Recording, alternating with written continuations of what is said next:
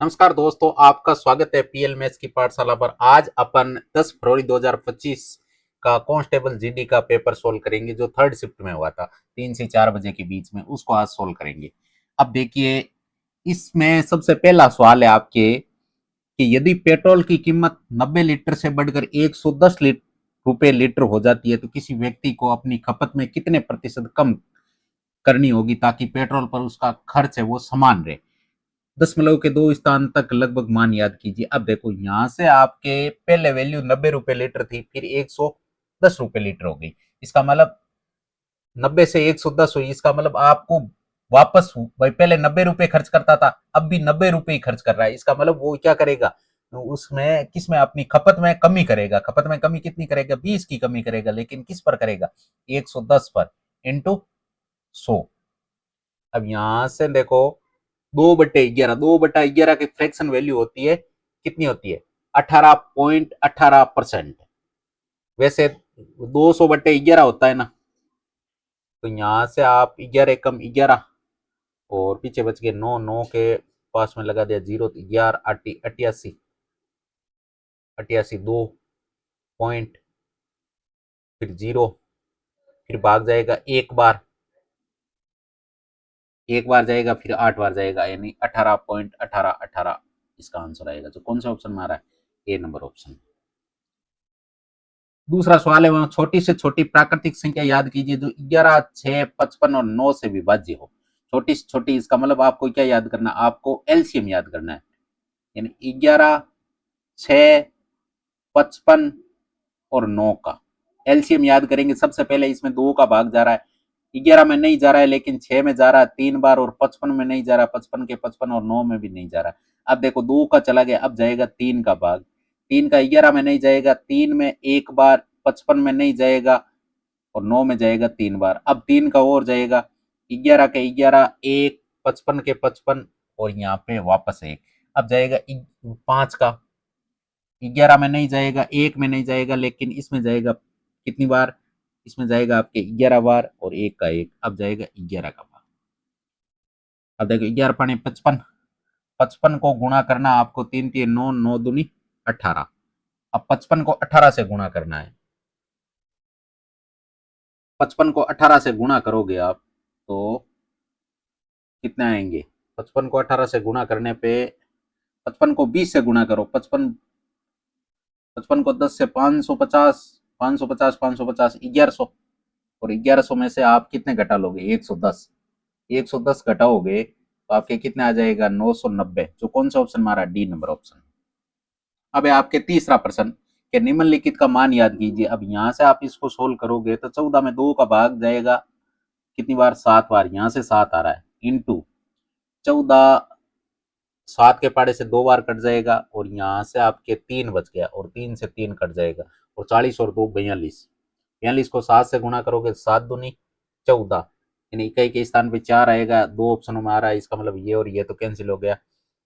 7 दूनी 14 आंसर की, एक 7 चौक 28, एक 29, 294। कौन सा ऑप्शन में आ रहा है, 294 आपके डी नंबर ऑप्शन में आ रहा है।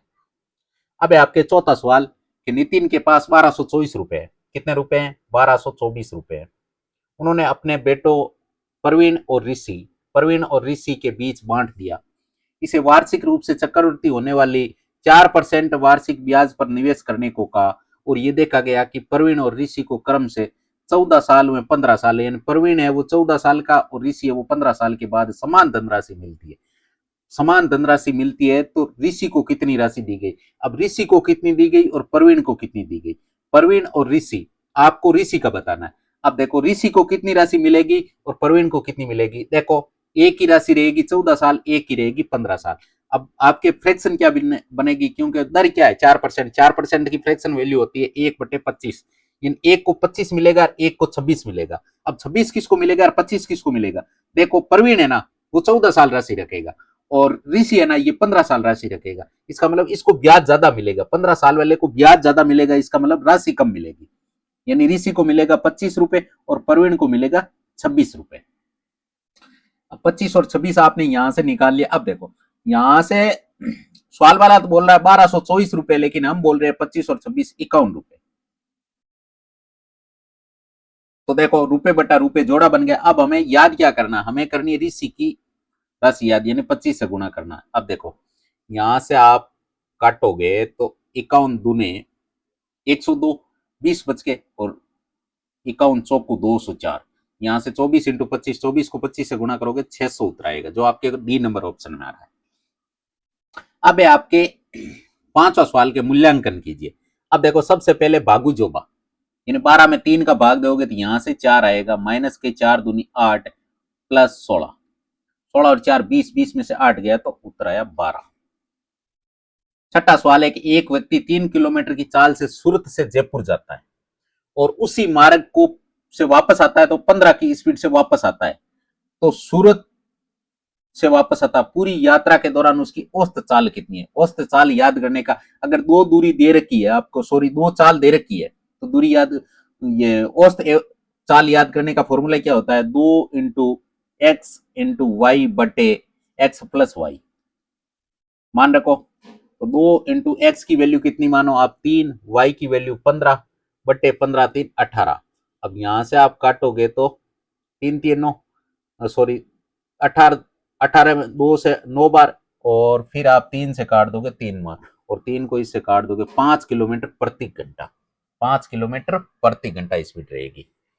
सातवां सवाल है, एक दुकानदार 500 में एक वस्तु को खरीदता है, 30% लाभ प्राप्त करने के लिए उस वस्तु को कितने में बेचता है। अब 500 पे 30% का लाभ, 500 का 30% कितना होता है, 10% 50, 30% 150, 500 में 150 जोड़ने पर कितना हो जाएंगे 650, 650 में बेचेगा।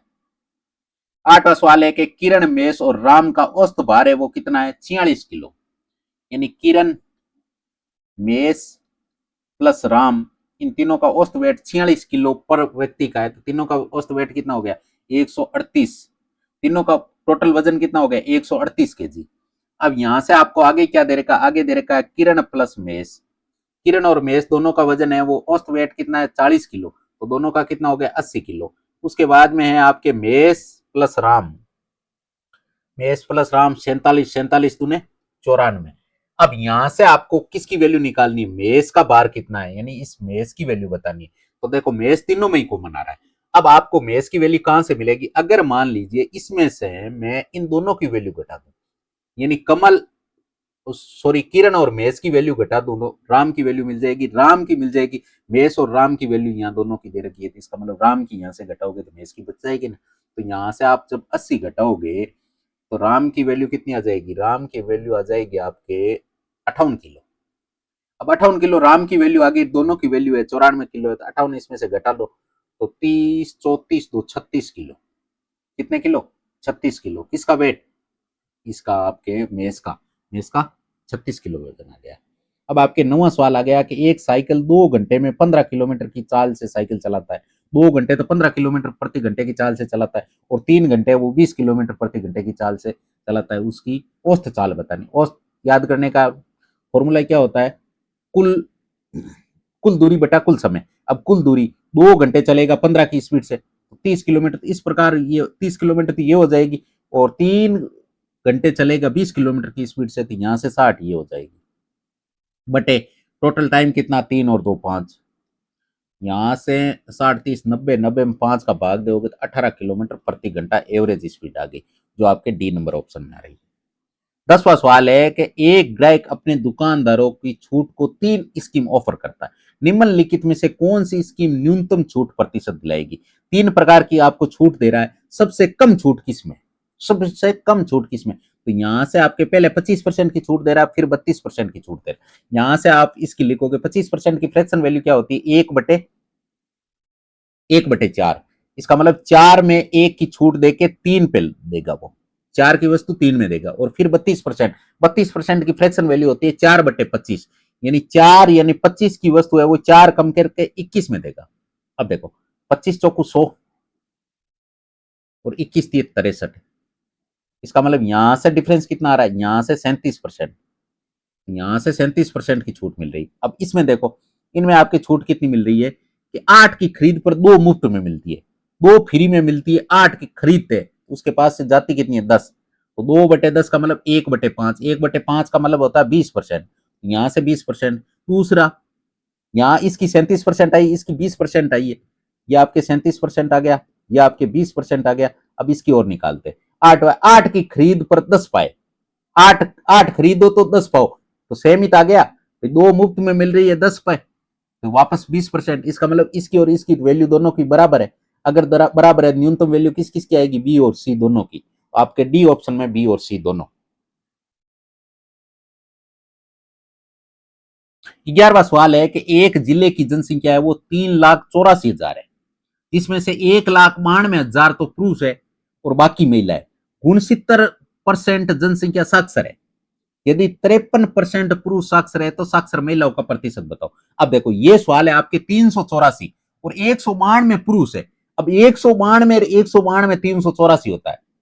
यहां से आप निकाल सकते हो कि भाई 192 192 के पुरुष है, तो 192 के ही कौन होगी, महिला होगी। दोनों पुरुष और महिला दोनों बराबर है, इसका मतलब इनका रेशियो आ जाएगा 1:1। और यहां से क्या आ जाएगी भाई, अनुपातों का योग, टोटल व्यक्ति कितने हैं, 2। भाई एक तो है महिला और एक ही है पुरुष। अब इनको आप अगर मान लीजिए आगे परसेंटों में, तो इसको दो दो जीरो लगा दो, तो ये 200 हो गए। तो यानी 100 ही तो पुरुष है, 100 ही कौन है, महिला है। अब देखो इनमें से 69% साक्षर है, तो 200 का 69% कितना होता है, 138। यानी 138 आपके साक्षर है।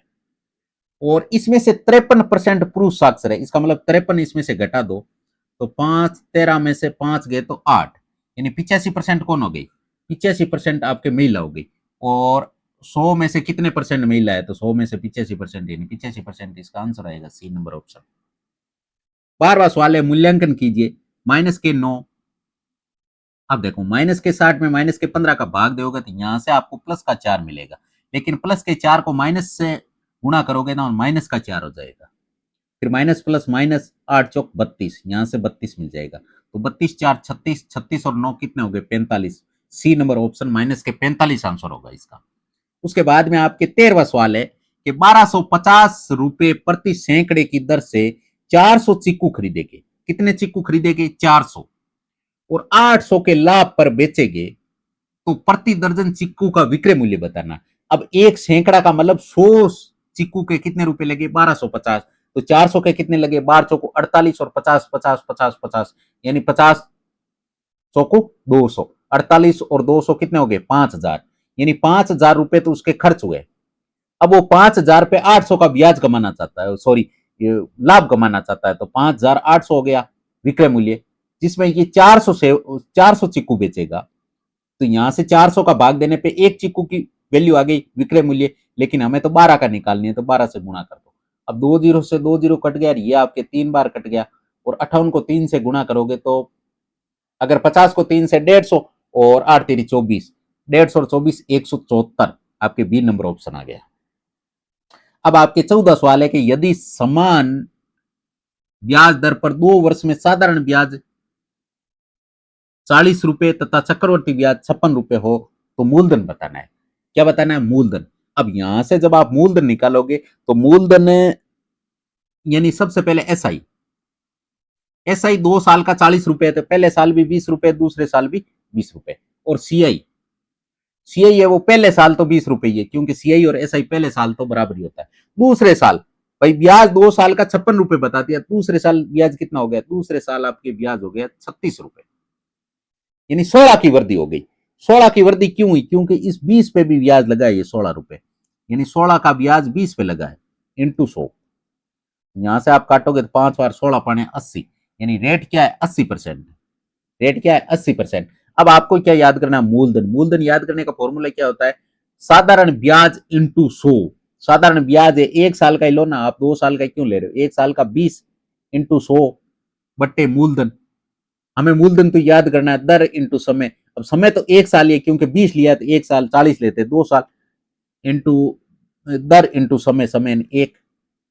यहां से कटते हैं उनसे काट दो, तो 20 चौको 80, और यहां से आप काटोगे तो 25 बार, तो मूलधन कितना आ गया, 25 रुपए, जो आपके बी नंबर ऑप्शन में आ रहा है। इसी प्रकार 15वां सवाल है कि एक धारा की चाल है वो 6 किलोमीटर प्रति घंटा है। एक नाव धारा के अनुकूल 56 किलोमीटर और धारा के प्रतिकूल 39 किलोमीटर की दूरी 7 घंटे में तय करती है, तो इस तर जल में नाव की चाल किलोमीटर प्रति घंटा में बताइए।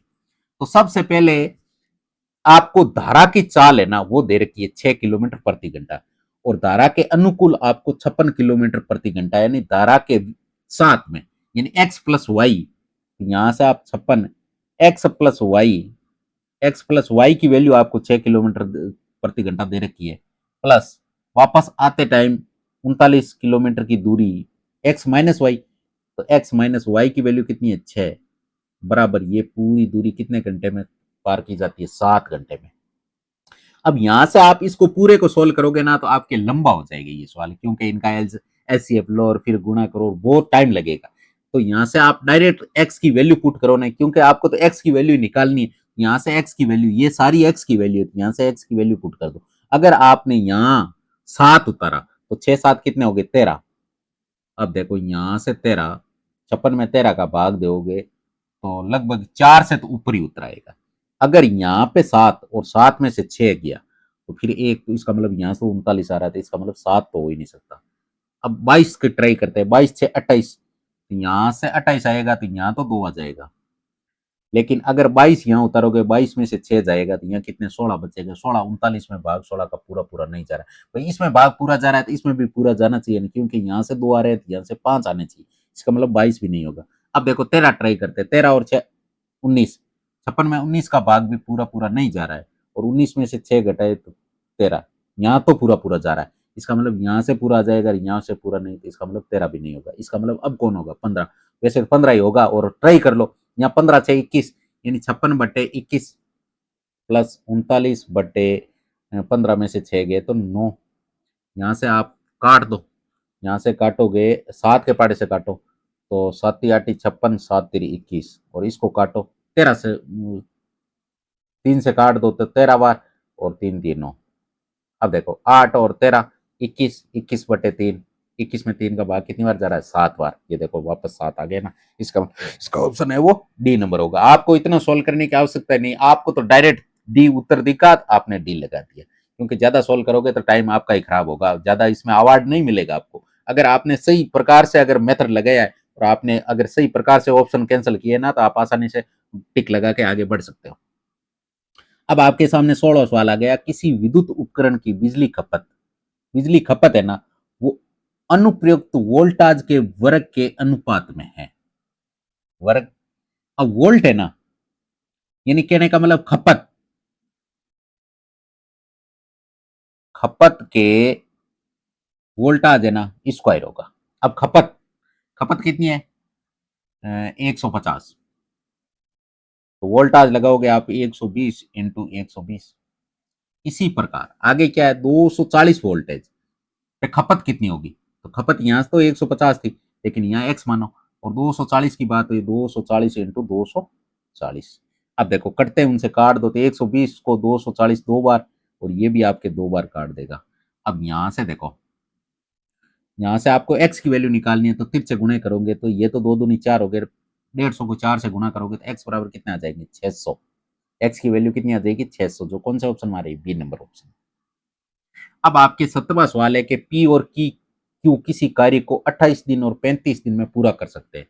पी कार्य करना आरंभ करता है और वो बारी बारी से एक एक दिन में कार्य करते हैं, संपूर्ण कार्य कितने दिन में कंप्लीट होगा। अब पी कितने दिन में कर रहा है, पी आपके 28 दिन में कंप्लीट कर रहा है, और क्यू कितने दिन में कर रहा है, क्यू आपके 35 दिन में कंप्लीट कर रहा है।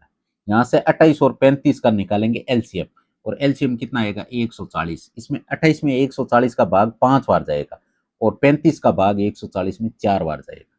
इसका मतलब पी की एफिशिएंसी 5 है, क्यू की एफिशिएंसी 4 है। अब यहां से आपके बारी बारी से काम स्टार्ट करते हैं, पहले काम कौन करता है पी, इसका मतलब पी से स्टार्ट करते हैं। अब 2 दिन में काम कितना हो जाएगा, 2 डेज में आपके काम हो जाएगा 4 5 9 यूनिट।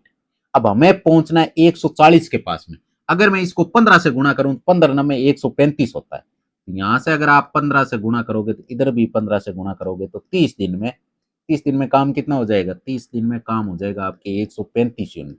लेकिन हमें तो 140 करना है, लेकिन बाद में जो ही जोड़ा कंप्लीट होता बाद में कौन आएगा पी आएगा, और पी एक दिन में कितने यूनिट काम करता है 5, तो यहाँ से 31 दिन लगेगा, और ये 5 यूनिट करते ही 140 काम फिनिश हो जाएगा ना। इसका मतलब टाइम कितना लगा 31 डे, जो कौन सा ऑप्शन में आ रहा है, जो आपके ए नंबर ऑप्शन में आ रहा है।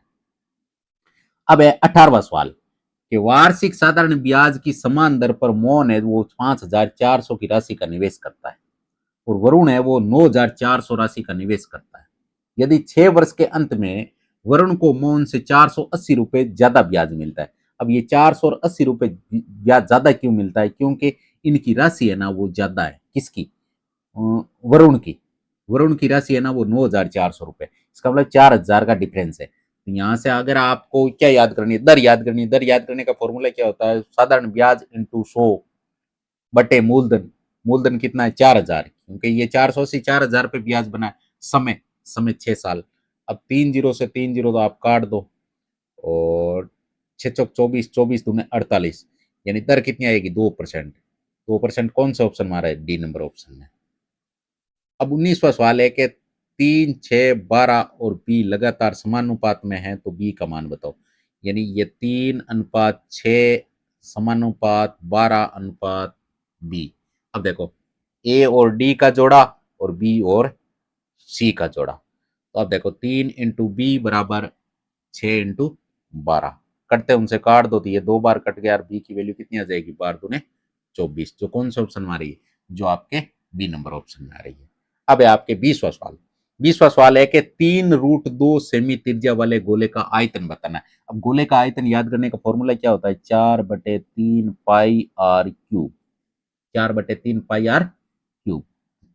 देखो पाई तो है, इसका मतलब पाई का मान तो रखना नहीं है। 4/3 पाई, आर की वैल्यू है 3√2 × 3√2 × 3√2। अब देखो जिनसे कटते हैं उनसे काट दो तो 3 से 3 तो कट गया। अब देखो 4 × 3 = 12, और 12 × 3 = 36। अब 36 में √2 को √2 से गुणा करोगे 2, 36 दूने 72, 72√2 पाई। ये किस ऑप्शन में आ रहा है? ये आपके डी नंबर ऑप्शन में आ रहा है। इसका मतलब इसका डी नंबर ऑप्शन राइट।